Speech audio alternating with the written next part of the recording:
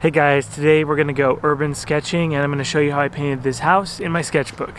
One thing that struck me as I was working on this piece today was that every time that I paint outdoors, especially plein painting or urban sketching, but even in the studio, every single painting I feel like I have no idea what I'm doing.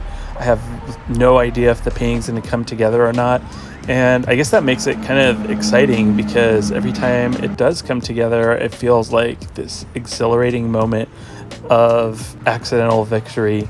3 years into this, I still feel this trepidation. Like, I have no idea how to paint. Do I put the paintbrush on the sketchbook? Like, I really feel like this sense of uncertainty, and maybe it's a bit of imposter syndrome. I'm not sure, but I would love to get to that stage someday when I feel totally confident in knowing what I'm doing, but I almost gave up on this sketch, and I'm glad that I didn't. I'm glad that I pushed through and thought, no, keep plugging away, see what you can do, and I think there's a lesson in that. The more you hang in there, the better it'll be.